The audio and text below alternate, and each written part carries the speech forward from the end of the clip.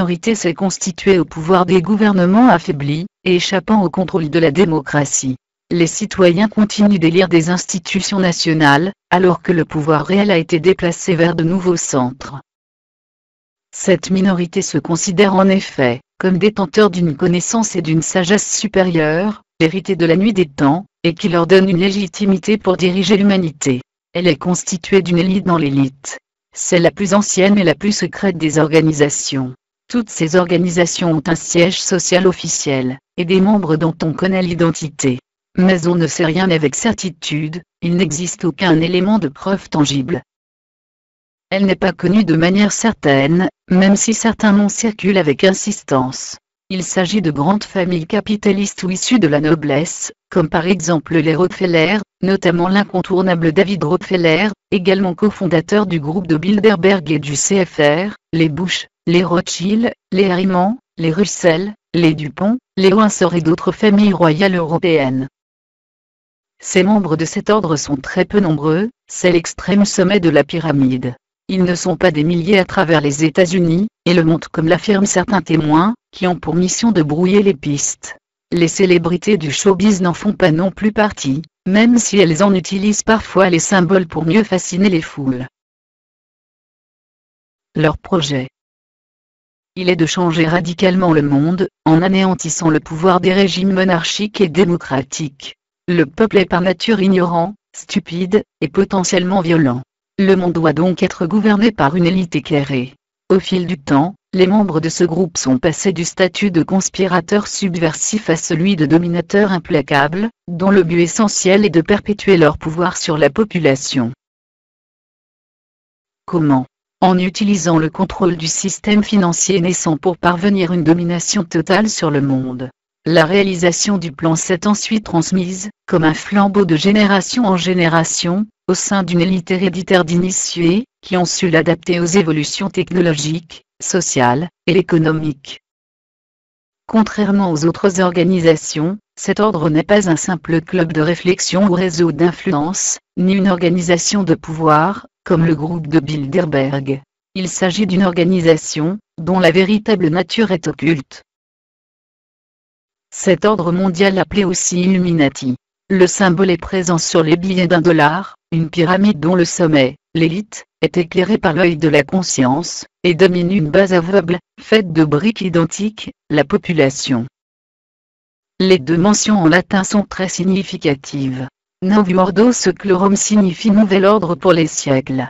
En d'autres termes, nouvel ordre mondial. Et Annui Coepti signifie, notre projet sera couronné de succès. Un projet est aujourd'hui proche de sa réalisation finale. Cette minorité utilise des organisations pour contrôler le monde. La planète est aujourd'hui dirigée par une constellation d'organisations au rôle exécutif, ou politique. Les organisations exécutives se répartissent en 4 sphères de pouvoir. La sphère du pouvoir économique et financier. La sphère du pouvoir militaire et policier. La sphère du pouvoir scientifique. Les clubs de réflexion. Toutes ces organisations ne sont pas concurrentes, mais étroitement liées et complémentaires. Elles forment un ensemble dont la cohésion est assurée par l'appartenance simultanée de certaines personnalités à plusieurs organisations. Les organisations exécutives. L'OCDE, l'organisation initiatrice de l'AMI, conçoit les règles du commerce mondial, et influence de très près la politique économique des pays occidentaux.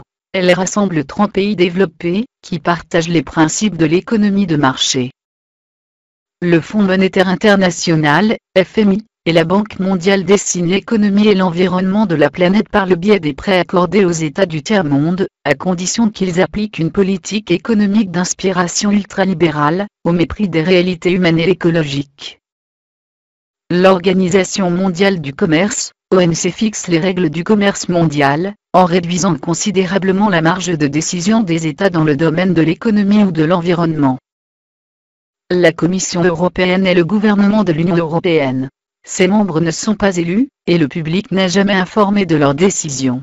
Des parts croissantes du pouvoir des États sont transférées à cette commission qui n'est soumise à aucun contrôle démocratique. La législation européenne représente déjà 80% des lois appliquées par les États de l'Union. Ces transferts de souveraineté ont été réalisés par des politiciens de droite et de gauche, dans le but de faire échapper au débat public l'essentiel des décisions économiques, sociales et environnementales. De plus, la Commission européenne est entièrement sous l'influence des lobbies industriels, qui sont les grands inspirateurs de la réglementation européenne. La politique européenne est élaborée en étroite collaboration avec l'European Round Table qui rassemble les dirigeants des grandes multinationales européennes. L'European Round Table est associé à toutes les grandes décisions en matière économique, financière, sociale ou environnementale. Enfin, beaucoup de commissaires européens sont très liés à des multinationales ou à des réseaux d'influence favorables au libéralisme et à la mondialisation. Par ailleurs, de nombreux commissaires européens sont membres du très puissant groupe de Bilderberg, ainsi que des membres de la Banque centrale européenne. Groupe de réflexion. Le groupe de Bilderberg rassemble l'élite mondiale de la finance, de l'économie, de la politique et des médias.